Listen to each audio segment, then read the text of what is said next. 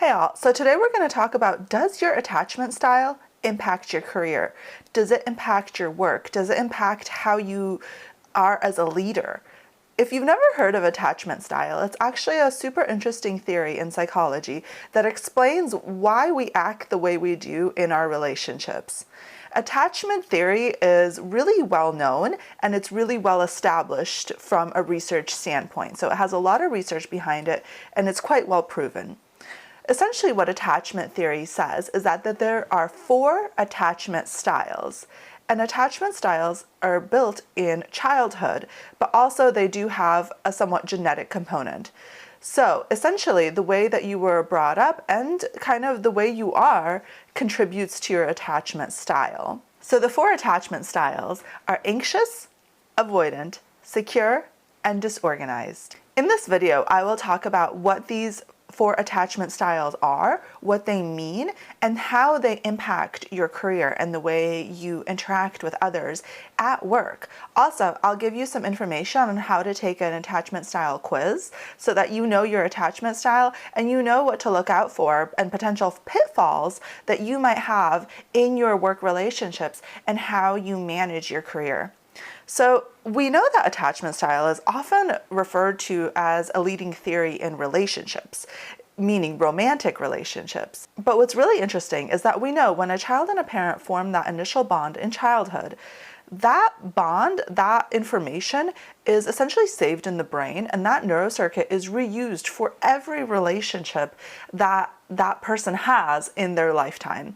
So that applies obviously to romantic relationships, but it also applies to workplace relationships because oftentimes people spend more time with their workplace colleagues and with their managers and with their team than they do sometimes with their romantic other. The reason the brain does this in that it uses the same neurocircuit it created to encompass relationships as a child is because the brain is extremely thrifty and it tries to save energy.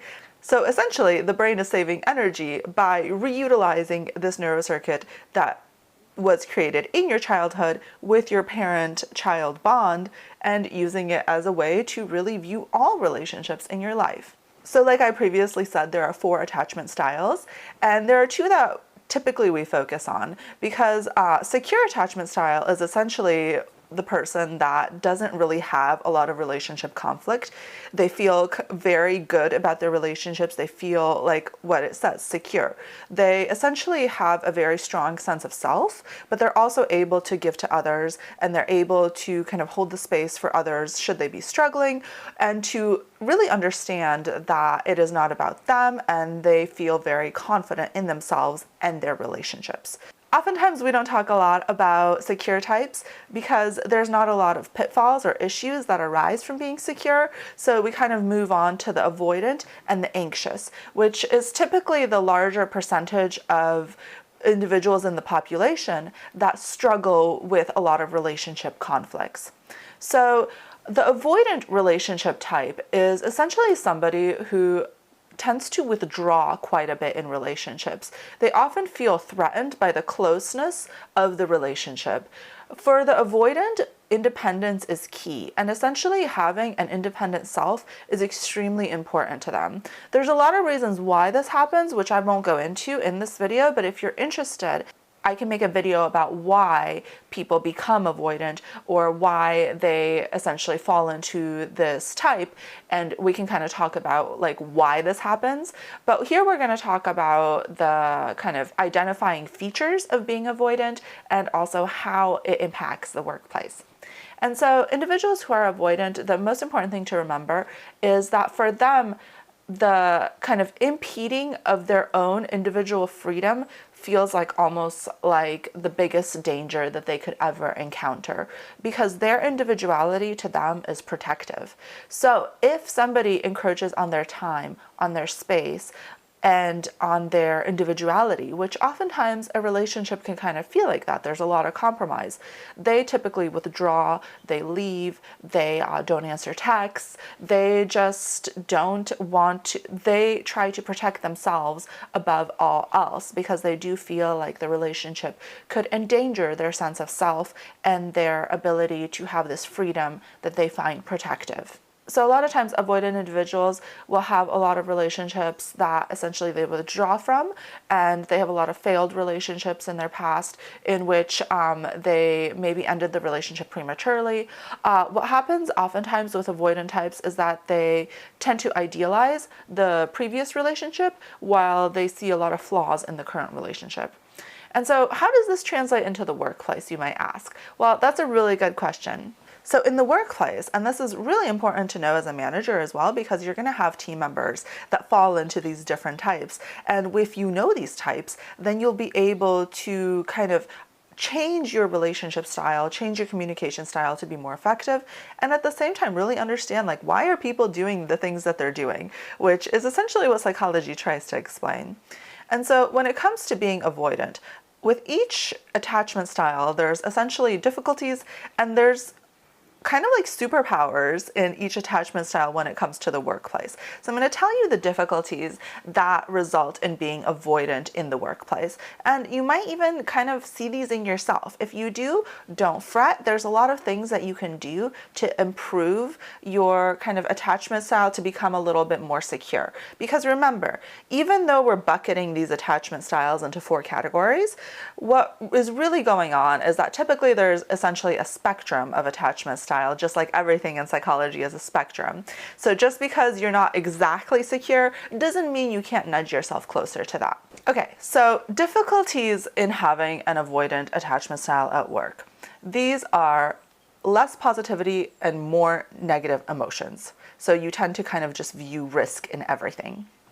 You avoid interpersonal closeness and group tasks and prefer to work alone, kind of that lone wolf mentality. You are distant. You use work commitment to avoid socializing. Like, oh yeah, like I would definitely go to that, but I just have so much work, sorry. You often have a negative view and have a lot of criticism toward the leader. You are resistant of leadership and of new information. So the reason of being kind of resistant to the leadership for this is because if you remember, I was talking about how freedom is extremely important to the avoidant individual. So oftentimes if there's someone that's kind of influencing how one should do their work, what they should be doing, then that can kind of be perceived as control. Okay, so some more difficulties.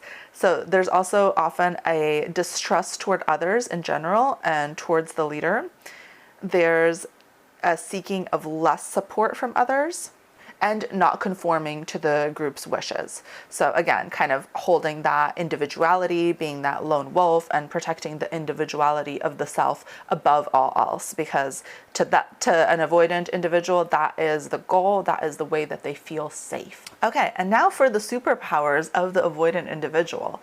So an avoidant individual actually has a better capacity to sustain focus on tasks at hand and get the job done. They work really well independently because they don't really define themselves by relationships. They are quickest often to act effectively without hesitation in times of danger. And they're often very focused on the task and are very result-oriented in the workplace. So you can kind of imagine that this is kind of that heads down individual that really likes working by themselves. And if they are left to do so, then they can really get a lot of things done, which is really effective and really helpful to the workplace as well. As a leader of someone who is potentially avoidant, it is really important to remember that any criticism, any distrust of your leadership is often based on their lack of safety and not necessarily their criticism of you as a person. So it's more about their autonomy, their individuality being impeded on, or their perceived autonomy being impeded on, and less so about your leadership, yourself as a person, yourself as a leader.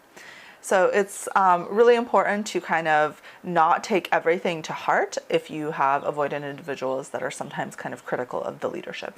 And also remember that these individuals really, really value their own autonomy, really value their own individuality, and they just need that to feel safe. And it is to them something that, above all else, should it be threatened, feels like the biggest danger that could happen in their lives. So for some people that's really difficult to understand, and conceptualizing it is really important in order to build those important bonds that need to occur. So let's move on now to anxious attachment style, which is kind of the other attachment style that can sometimes lead to difficulties in relationships. So an anxious individual really bases their whole identity on the relationships that they have created. So to them, their safety is not in their own individual self. Their safety is in that bond with others. So whenever that bond is in danger, whenever that bond is potentially insecure, they feel like that is the biggest danger, that they are in threat, and that their value as a person is potentially threatened.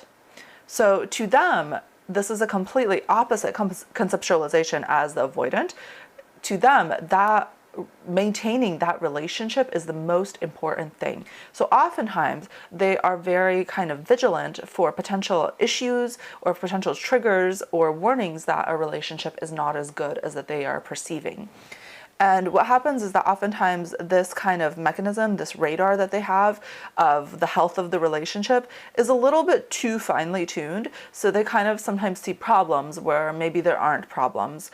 And they kind of maybe start checking on the relationship or start doing kind of this what we call protest behavior, in which they essentially have like little tests for the relationship. Like, okay, if I call and they answer in the next 30 seconds, then that means that our relationship is good and I am loved and I am valued.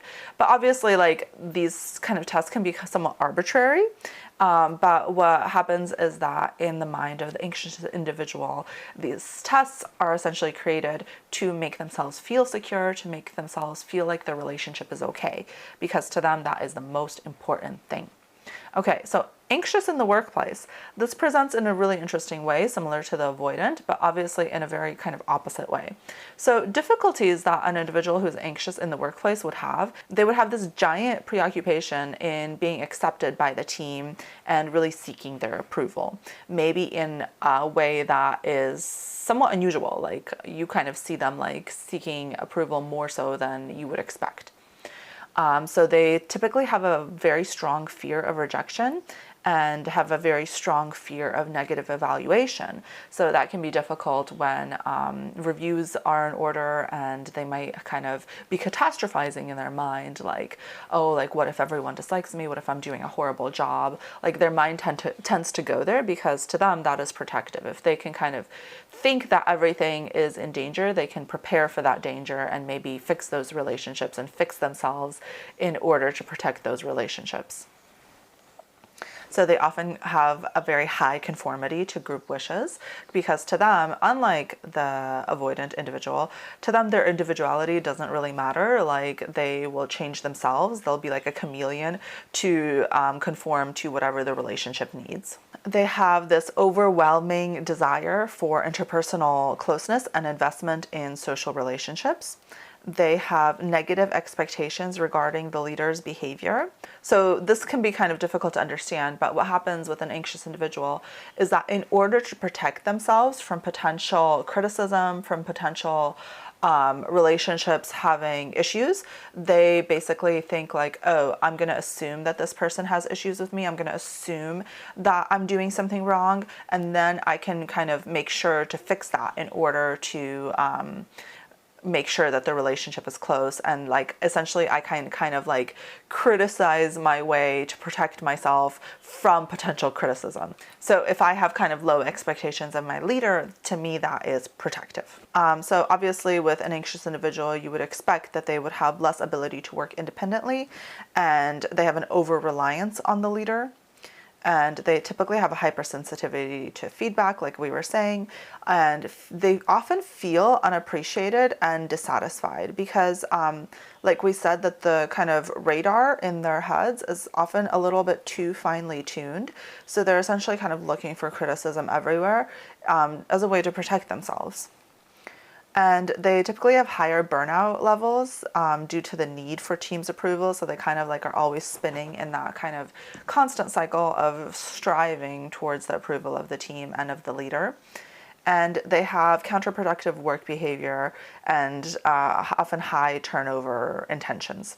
So that means they often feel like, oh, I'm just going to quit. Like, this is too much. And that relates to what we were talking about before about that protest behavior, in which oftentimes they kind of engage in these kind of like if-then statements, like if so-and-so doesn't do X, Y, and Z, then that means that they don't respect me or care about me, things like that. Okay, so superpowers of an anxious individual. Anxious individuals are actually high performers in the workplace and hypervigilant about seeking ways to improve, which makes a lot of sense, right? They are more accurate in detecting deceit because oftentimes they have this very high empathetic capacity in which they spend a lot of time thinking about what other people are thinking. And they are more alert to their own potential deficiencies because, again, they're hyper vigilant about this.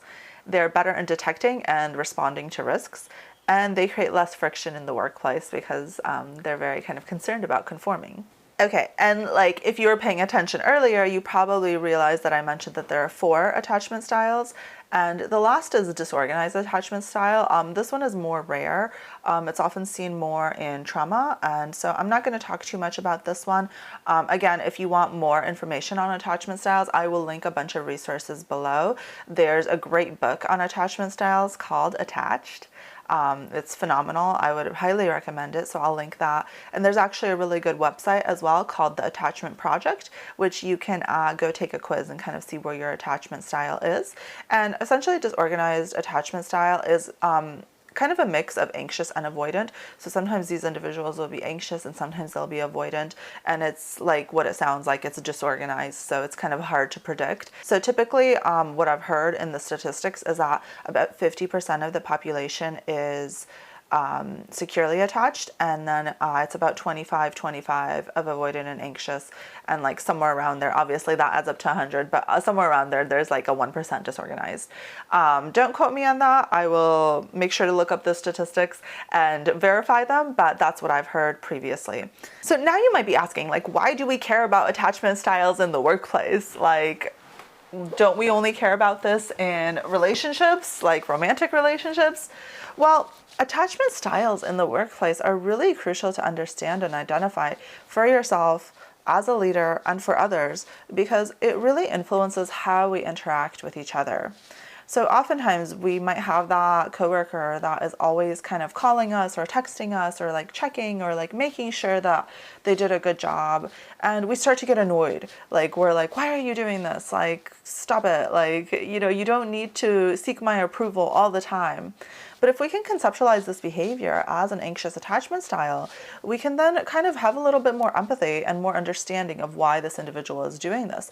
And to understand that this individual is not doing this for some reason to like annoy us. This individual is doing this because they want to have assurance in the relationship that they are safe.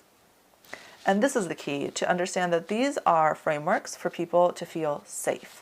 And if you can conceptualize that, then you can really build better relationships and make better decisions in the workplace as an employee, as a leader, because then you really understand the true intentions of other people.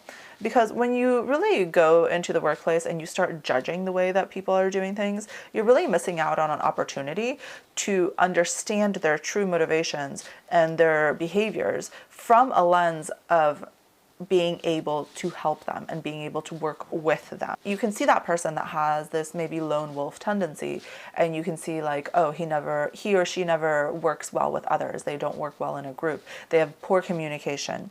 And instead of kind of thinking that this is a communication problem, this might be an attachment style they've lived with their whole lives. And to them, this is their way of feeling safe. So if you come in and you take them to like a communications training, that's not going to fix the core issue, because the core issue is their attachment style. It is not their communication style. So oftentimes I see a lot of like band-aid solutions being applied to individuals that have avoidant or anxious attachment styles, when in actuality, it's really important as a manager, as a leader, as a team member, to understand that this is their way of feeling safe. And if you were to take away their way of feeling safe, then that would be immensely detrimental to their psychology. So essentially, we need to understand, go with caution, go with acceptance into helping these individuals, and in working with these individuals and understanding that with each attachment style, there are obvious downfalls, but there's also superpowers that we can leverage for our teams. Because research actually shows us that the most high performance teams actually typically have a mix of individuals from various attachment styles. So they have individuals that are secure, individuals that are avoidant, and individuals that are anxious. Because remember, with each personality trait that we ever possess in the field of psychology, there is a light side and a dark side. There is a downfall and there are superpowers to each kind of facet of our psychology. So remember that just because someone is anxious or someone is avoidant, or you identify this in yourself, does not mean that this is a pathology. This is just your way of relating to the world, and that it comes with a lot of benefits and not just pitfalls. All right, so I hope that this video was helpful. If you want to learn more about attachment styles, please visit the links below. This is a field of psychology that I'm super interested in and passionate about, and I hope that this helps you understand yourself and the individuals around you better, and I will see you all next week with another video. Bye all.